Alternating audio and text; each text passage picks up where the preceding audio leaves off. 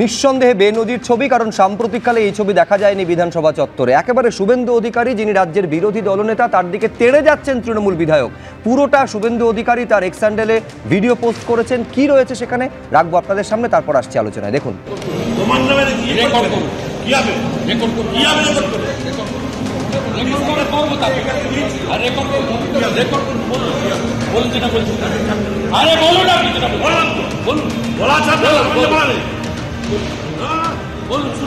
আমার মেয়ে 30 ডিভিশনে পাস করেছে,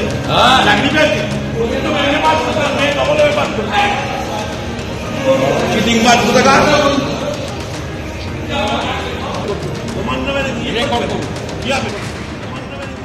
দুটো ছবি আপনারা দেখছেন, একটা বিজেপি বিধায়ক শঙ্কর ঘোষের এক্স হ্যান্ডেলে পোস্ট করা এবং আরেকটি বিরোধী দলনেতা শুভেন্দু অধিকারীর এক্স হ্যান্ডেলে পোস্ট করা ছবি।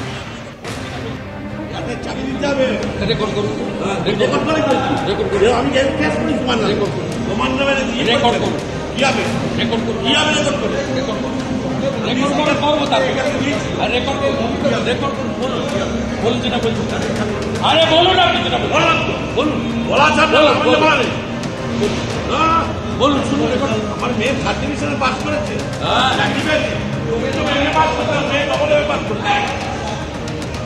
চিটিংবাজ কোথাকার।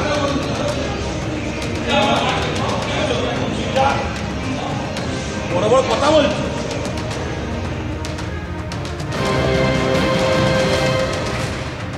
বিধানসভার লবিতে আমি যখন বেরোচ্ছিলাম, পূর্বস্থলীর এমএলএ তপন চ্যাটার্জি আমাকে ফিজিক্যালি অ্যাসল্ট করতে চায়।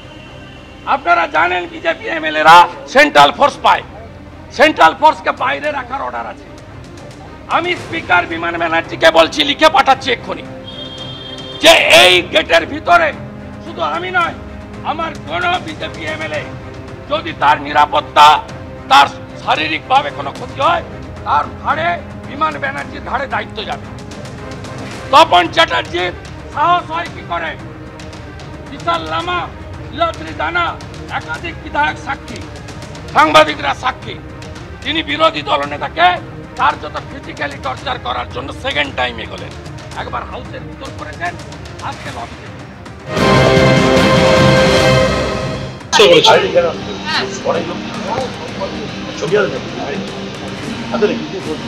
আপনাকে জিজ্ঞেস করি, চিটিং বাজ, মিথ্যে কথা বলেছে, লায়ার। যে মাকে বলে বেগি বিবি, মাকে বলে বেগম, অটোমেটিক মা বল, তাকে বিবি বলে, বেগম বলে, চিকিৎসার মধ্যে দেখা। আমি বলছিলাম যে পুরোটা কিন্তু এক্স হ্যান্ডেলে পোস্ট করেছেন বিরোধী দলনেতা, এবং তার বক্তব্যে শুধু শেষ অংশটা আমি পড়ছি, যেখানে তিনি বলছেন যে বিধানসভার ভেতরে বিরোধী বিধায়করা যদি নিরাপদ না থাকে, তাহলে কল্পনা করুন যে রাজ্য জুড়ে বিরোধী রাজনৈতিক দলের কর্মীদের কি অবস্থা। আমি এইখানে শুরুতেই শ্রীকুমার মুখোপাধ্যায়ের কাছে এই কারণে আসতে চাইবো যে অসামরিক প্রতিরক্ষা মন্ত্রী একটা সময় ছিলেন, একেবারে পরিষদীয় রাজনীতির দীর্ঘ অভিজ্ঞতা। আমি বলছি এই ঘটনা বিধানসভার ভেতরে বিরোধী দলনেতা, যিনি ক্যাবিনেট মন্ত্রীর সমতুল, সেই পদমর্যাদা সমান, তিনি বলছেন তার নিরাপত্তা নিয়ে বড়সড় প্রশ্ন তুলছেন। আমরা দেখছি, আমার খুব খারাপ লাগছে, কারণ যে দলই হোক না কেন, বিধানসভাটা বিরোধী দলের, বিধানসভাটা একদম অপোজিশনে, সেখানে দাঁড়িয়ে এই যে কথাবার্তা, যে ঢং, এটা আমার একদম অপছন্দ এবং অত্যন্ত দুর্ভাগ্যজনক। এটা নিন্দা করার কোনো ভাষা নেই আমার কাছে। এটা এক, কিন্তু এটা শুরু করেছেন যারা, তারাই তো রয়েছেন এখন সরকারি ক্ষমতায়। আমার মনে আছে যে যেদিন মাননীয়া মমতা দেবী এলেন বিধানসভায়, এসে সমস্ত জিনিসপত্র ভাঙচুর করলেন, সেদিন বিধানসভায় আমি একজন সাক্ষী। কিভাবে ভেঙেছিলেন, কিভাবে আমরা আতঙ্কিত হয়ে পালিয়েছিলাম, সে দৃশ্যের কথা আমার মনে আছে। সৌগত রায় থেকে শুরু করে যাদেরকে মানুষ খানিকটা ওপরতলার নেতা মনে করেন, তাদের সামনে তারা দাঁড়িয়ে থেকে ভাঙচুর করলেন। এই কালচার তো আমরা দেখেছিলাম সেদিন। আমরা তো দেখেছিলাম কালচার, যে বাড়িতে আমি থাকতাম অ্যাজ এ মন্ত্রী, যে কোয়ার্টারে থাকতাম, মিন্টুবাট গভর্নমেন্ট হাউসিং, সেখানে দেবলীনা হেমব্রম থাকতো। যেদিন আমাদের মন্ত্রিত্ব চলে গেল, তারপরও 3 মাস থাকা যায়, এটাই নিয়ম, কিন্তু 3 মাস নয়, একদিন পরেই তার ঘরে তালা ভেঙে তার জিনিসপত্র তুলে বাইরে ফেলে দেওয়া হয়েছিল। তার সাক্ষী তো আমি, আমি ছেড়ে দিয়েছিলাম ঘরটা, তার আগেই ছেড়েছিলাম, আমার টার্ম শেষ হওয়ার আগে। কিন্তু ওর ঘরটার কী অবস্থা হয়েছিল তা আমি জানি। 3 নম্বর হচ্ছে খোদ দেবলীনাকে যেভাবে একদম হাউসের মধ্যে পেটানো হয়েছিল, সে দৃশ্য সবাই দেখেছে। আমি বলছি তখনও কিন্তু সিপিএম বিধানসভায় শূন্য হয়ে যায়নি। আমার যতটুকু মনে পড়ছে গৌরাঙ্গ চট্টোপাধ্যায় তখন পাণ্ডবেশ্বরের বিধায়ক ছিলেন এবং দেবলীনা হেমব্রম, তারা তৃণমূল বিধায়ক দ্বারা আক্রান্ত হয়েছিলেন, এই অভিযোগ পর্যন্ত সামনে এসেছিল। পার্থ চট্টোপাধ্যায়ের অবশ্য অন্য বক্তব্য তখন ছিল। আমি বলছি এই ঘটনা বারে বারে ঘটছে, এখানে কিন্তু সরাসরি তৃণমূল বিধায়কের বিরুদ্ধে অভিযোগ, তিনি তেড়ে যাচ্ছেন একেবারে। আমি কিন্তু ভিডিওতে কোথাও কাউকে তেড়ে যেতে দেখলাম না, আমি দুজনকে দাঁড়িয়ে দাঁড়িয়ে বাক বিতণ্ডারে জড়াতে দেখলাম। এখানে বলা হলো কি বলছিলেন, এমনকি বিরোধী দল নেতা যেটা বলছেন, উনি বলছিলেন আপনি কি বলছিলেন। একবারও তেড়ে আসা, আমাকে মারতে যাওয়ার কথাটা উনার মুখ থেকেও শুনিনি। এটা উনি তার লেখাতে বলছেন এবং তোমরা তোমাদের প্রতিবেদনে বলছো। কোথা থেকে বলছো আমি জানি না। ভিডিও যেটা প্রকাশিত হচ্ছে সেখানে কাউকে কোনো তেড়ে যাওয়াতে আমি দেখিনি। বরঞ্চ যেটা বলা হচ্ছে বিরোধী দল নেতাকে স্পিকারকে নালিশ করে দিয়েছেন শুভেন্দু অধিকারী, সেখানে একটা জায়গায় তিনি বলছেন I was felt insecure inside the assembly premises. আমি বলছি বিধানসভা চত্বরের মধ্যে যদি নিরাপত্তার অভাব বোধ করেন, স্পিকারকে পর্যন্ত নালিশ করছেন। অভিযোগ করতে পটু। আমি তো আজকে একটা ভিডিও প্রকাশ করেছি, উনি বলেছিলেন 2 বছর আগে যে 2024 সালে আমাদের 21শে জুলাই পালন হবে। আমি ফার্স্টে ভাবছিলাম এই যে এমএলএ কে আপনারা দেখাচ্ছেন, সে বোধহয় মানসিক বিকারগ্রস্ত, তার বোধহয় কোনো মানসিক সমস্যা আছে, সে প্যাবলভে গেলে চিকিৎসা করিয়ে ঠিক হয়ে যাবে। তারপরে ওনার ব্যাপারে আমি ভুলছিলাম,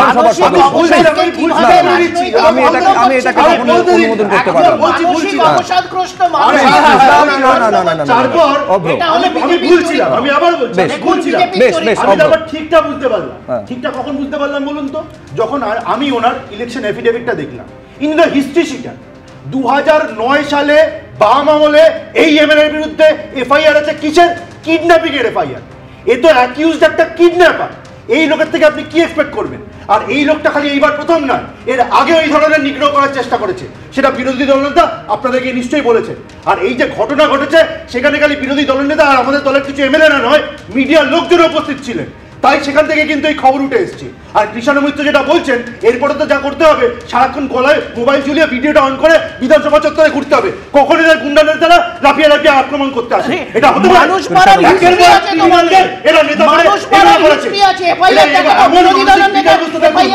নিজেদের জনসমর্থন কমে যাচ্ছে, আর এই ধরনের ক্রিমিনালিটি গুলো আজকে বিধানসভা চত্বরে করছে। কিন্তু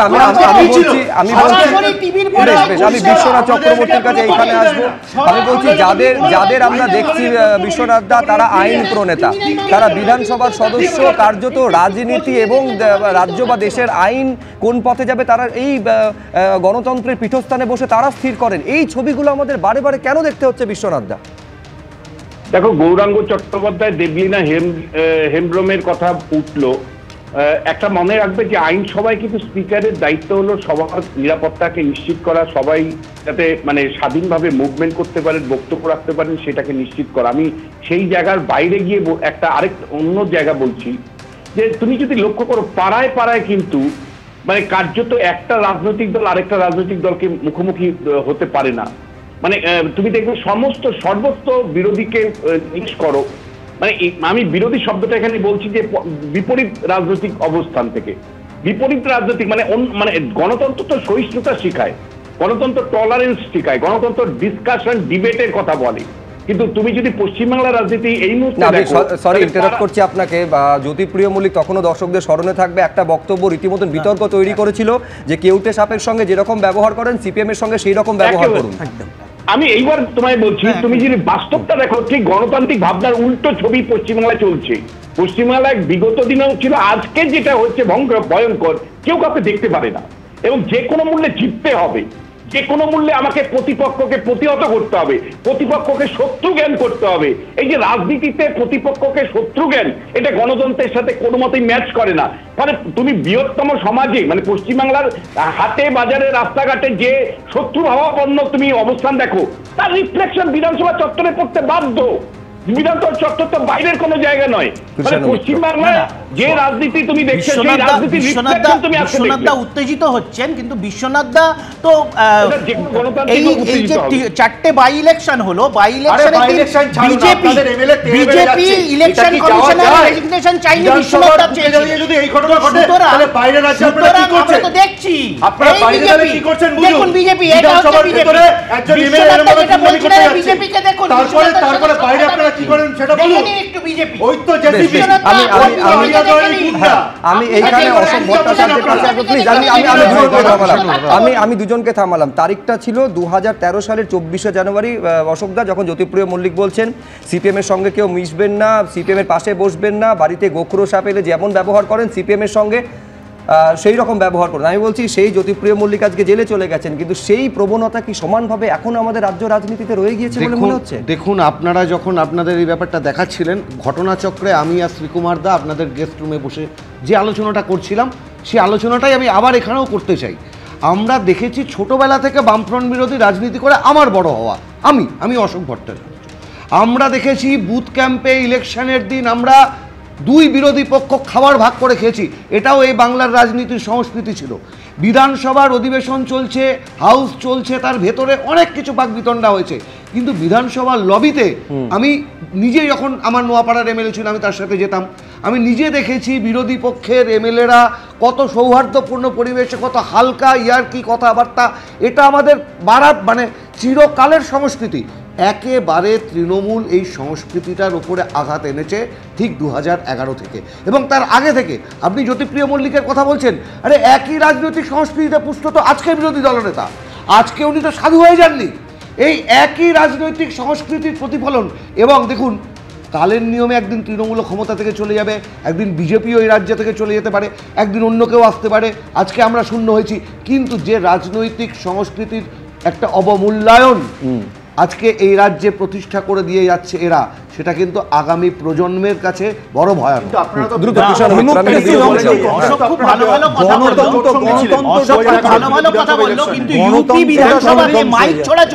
বিজেপি এসপি আর কংগ্রেসের মধ্যে হয়েছিল, ওখানে কোনো ভাই আমি আমার বাংলার কথা বলেছি, এটা তো আমার স্বাদের বাংলা, এটা তো আমার স্বাদের বাংলায় নিয়ে তো গর্ব করি। এটা নাকি বিশ্ব বাংলা, আমার বিরতিতে যাব, কিন্তু যে কথা বেশ আমি একটা ছোট্ট বিরতিতে যাব, কিন্তু কিছুক্ষণ আগে যেটা অশোক ভট্টাচার্য বলছিলেন যে একটা রাজনৈতিক দল শাসক বিরোধীর মধ্যে বৈরিতাটা যে পর্যায়ে চলে গিয়েছে, আমি বলছি উল্টো ছবিটাও দেখা যায়। যেমন ধরুন, কোনো একটা বিরোধী রাজনৈতিক দলের বক্তব্য অপর একটা রাজনৈতিক দল একেবারে নিশানা করতে গিয়ে ব্যবহার করছেন। যেমন শুভেন্দু অধিকারী করা একটা মন্তব্য, সেই মন্তব্যকে হাতিয়ার করে অভিষেক বন্দ্যোপাধ্যায় যেভাবে কেন্দ্রকে বিজেপিকে নিশানা করেছেন। দেখাবো আপনাদের আজকে সংসদে দাঁড়িয়ে অভিষেক বন্দ্যোপাধ্যায় কিভাবে শুভেন্দু অধিকারীর বক্তব্যকে হাতিয়ার করেছেন বিজেপিকে নিশানা করতে গিয়ে, কি বললেন তিনি, বিজেপির বক্তব্য দেখাবো। দেখাতে বিরতি, তারপরে এই নিয়ে তো আলোচনা চলবে। দেখুন, बीजेपी promised अच्छे दिन before coming to power in 2014. But what has they done? Betrayed citizen, betrayed housewives, betrayed daily wage earners, betrayed farmers. Surprise rise. A home cooked veg thali costs 8% more year on year in April 2024. These people sitting here in the treasury bench needs to know. So they betrayed the marginalized communities. They spoke about Sabka Saath, Sabka Vikas, which turned into Jo Hamare Saath, Hum Unke Saath, as admitted by BJP MLA and the leader of opposition in Bengal Assembly, and proved right by the failed finance minister of this failed government yesterday. দেখুন, বঙ্গ রাজনীতি আর বিতর্ক এই দুটোকে আপনি কখনো আলাদা করতে পারবেন না। যেমন আরেকটা বিতর্ক তৈরি হয়েছে সুকান্ত মজুমদার, যিনি বিজেপি রাজ্য সভাপতি, একই সঙ্গে উত্তর পূর্বাঞ্চলের উন্নয়ন মন্ত্রকের দায়িত্বেও তিনি রয়েছেন। তিনি বলছেন উত্তরবঙ্গকে বা সেই উত্তর পূর্বের অন্তর্ভুক্ত করা হোক, এই আবেদন তিনি জানাচ্ছেন। প্রধানমন্ত্রীর সঙ্গে দেখা করে এই আবেদন জানিয়েছেন সুকান্ত মজুমদার। তিনি বলছেন উত্তরবঙ্গকে উত্তর পূর্বের অন্তর্ভুক্ত যদি করা যায় তাহলে এলাকার উন্নয়ন হবে, কেন্দ্রীয় প্রকল্পের টাকা আরও বেশি করে পাওয়া যাবে। কি বলছেন তিনি একবার দেখুন। আজ মাননীয় প্রধানমন্ত্রীর সাথে আমি দেখা করেছি এবং দেখা করে মাননীয় প্রধানমন্ত্রীর হাতে একটি প্রস্তাব তুলে দিয়ে এসেছি আপাতত, যে একটি প্রেজেন্টেশন তুলে দিয়ে এসেছি যাতে নর্থ ইস্টের সাথে উত্তরবঙ্গের সিমিলারিটি কী কী আছে এবং তার ফলে উত্তরবঙ্গকে নর্থ ইস্টের অন্তর্ভুক্ত করা যেতে পারে, এই ধরনের প্রপোজাল আমি মাননীয় প্রধানমন্ত্রীকে দিয়েছি। এবার মাননীয় প্রধানমন্ত্রী তার বিচার করবেন এবং আগামী দিনে যদি নর্থ ইস্টের সাথে উত্তরবঙ্গ যুক্ত হয়, উত্তরবঙ্গ পশ্চিমবঙ্গের অংশ হিসেবে নর্থ ইস্টের সাথে যদি যায়, তাহলে পরে স্বাভাবিকভাবেই উত্তরবঙ্গে কেন্দ্রীয় যে প্রকল্পগুলো আছে সেই প্রকল্পের টাকা অনেক বেশি পরিমাণে পাওয়া যাবে এবং তার সাথে সাথে এই এলাকা অনুন্নত এবং এই এলাকার উন্নয়ন হবে। এবং আমার মনে হয় রাজ্য সরকারেরও এতে বাধা থাকবে না বা রাজ্য সরকারের সহযোগিতা আমরা পাবো। কৃষ্ণ মিত্র, উত্তরবঙ্গের উন্নয়নের স্বার্থে এই প্রস্তাব তিনি দিয়েছেন। হিপোক্রেসির আরেকটা নিদর্শন, বাজেটে উত্তর বাংলার জন্য কোনো প্রকল্প, কোনো বরাদ্দ কিছু নেই। কালো মুখটা হয়ে গেছে, এখন কালো মুখ ঢাকতে আবার সেই পুরনো তার, যেই বাঙালি বিদ্বেষী বাংলা বিদ্বেষ, সেটাই বাংলা বিদ্বেষ আপনি কোথায় পেলেন? এখানে বাংলা বিদ্বেষ কোথায় পেলেন? কোথায় পেলেন? কোথায় বাংলা বিদ্বেষ পেলেন? বাজে কথা বলে যাচ্ছেন, মিথ্যাচার করে যাচ্ছেন। দেখেনি প্লিজ রাস্তায় বেরোলে এদের মুখে গোবর ছুঁড়ে মারবে। বাঙালি জনগণ, বাংলার মানুষ এদের মুখে গোবর মারবে। বাংলা ভাগ করতে চাইবে না, বাংলা ভাগ করবে যারা,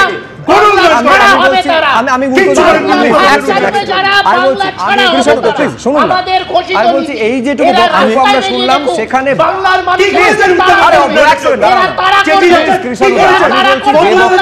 শুনলেন সেখানে বাংলা ভাগের বিষয়ে তো কোনো উল্লেখ সুকান্ত মজুমদার করেননি। এখানে কোথাও তিনি পশ্চিমবঙ্গ থেকে উত্তরবঙ্গকে আলাদা করার অন্তত এই বক্তব্যের মধ্যে তো সেই অংশটুকু নেই। আমি একটু বলতে চাই, আমি একটু বলতে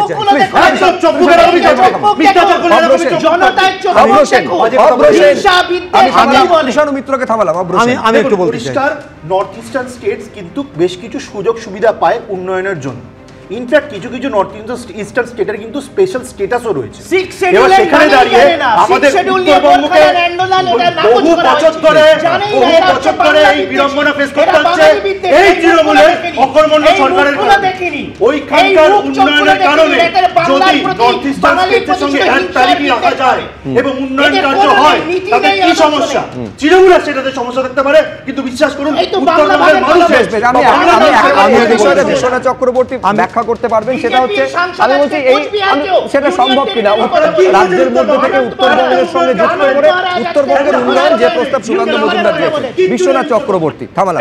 আমি একটু দেখুন উত্তরবঙ্গ মানে নর্থ ইস্ট ডেভেলপমেন্ট কাউন্সিল যেটা আছে, যেটা কংগ্রেস সরকারই তৈরি করেছিল, এই কাউন্সিলে এই মুহূর্তে উত্তর পূর্ব ভারতবর্ষের 7টা রাজ্য আর সিকিমকে নিয়ে 8টা রাজ্য আছে এবং তাদের জন্য কিন্তু ব্যাপক বাজেট বরাদ্দ থাকে। ডেভেলপমেন্টের উত্তর পূর্ব ভারতবর্ষের ডেভেলপমেন্টের এই নর্থ ইস্ট ডেভেলপমেন্ট কাউন্সিলের বিরাট রোল আছে, কিন্তু কোনো জায়গাতেই কোনো রাজ্যেই অর্ধেক রাজ্য গিয়ে হাজির হয়েছে এমন নিদর্শন নেই। অর্থাৎ পরিষ্কার করে বললে উত্তরবঙ্গের একটা অংশ কেবল মানে পশ্চিমবাংলার একটা অংশ উত্তরবঙ্গ, সেই একটা অংশ নেওয়ার কোনো সুযোগ আছে কিনা আমি জানি না। এক, দ্বিতীয় হলো যে আমি ব্যক্তিগতভাবে মনে করি যে উত্তরবঙ্গ কিন্তু সত্যি বঞ্চিত, সমস্ত দিক থেকে বঞ্চিত। তাহলে উত্তরবঙ্গের উন্নয়ন যদি করতে হয় তাহলে স্পেশাল এফোর্ট দিতে হবে। কেবলমাত্র রাজনীতির জমি দখল করা নিয়ে যে তরজা চলে বছরকে বছর, এই রাজনীতির জমি মানে দখলের তরজা বন্ধ হোক, সেটা তৃণমূলের করে, সেটা বিজেপিও করে। আমি চট করে একটু বলে নিই। এক নম্বর কথা হচ্ছে যে বোধহয় 2010 সাল, 9ও হতে পারে, তখন যে গভর্নমেন্ট ছিল সেই গভর্নমেন্টের অর্থমন্ত্রী ছিলেন প্রণব মুখার্জি। একটা অ্যাসেম্বলির ডেলিগেশন টিম সেটা গেছিল দিল্লিতে এবং সেই ডেলিগেশন টিমের আমি একজন মেম্বার ছিলাম। সেখানে যে কথাটা বলা হয়েছিল সেটা আজকে খুব প্রাসঙ্গিক মনে হচ্ছে। এখানে উত্তরবঙ্গকে আলাদা করে রাজ্য, ইউনিয়ন টেরিটরি, এই সমস্ত বাজে গল্প এগুলো হয় উচিত না। পশ্চিমবঙ্গ একসাথে, কিন্তু একটা জায়গাতে আছে যেটা বিশ্বনাথ বলছিল যে একদম কচ্ছটাকে গুজরাটের আলাদা করে ডিজাস্টার প্রোন জোন বলে তাদের স্পেশালি অনেক প্রিভিলেজ দেওয়া হয়েছিল, আমরা তুলেছিলাম। নিঃসন্দেহে যে প্রস্তাব একেবারে সুকান্ত মজুমদার দিয়েছেন, নিঃসন্দেহে তার পরিণতি কোন দিকে যায় নিঃসন্দেহে সেদিকে নজর থাকবে। আলোচনার জন্য সময়সীমা এই পর্যন্ত। চোখ রাখুন এবিপি আনন্দে।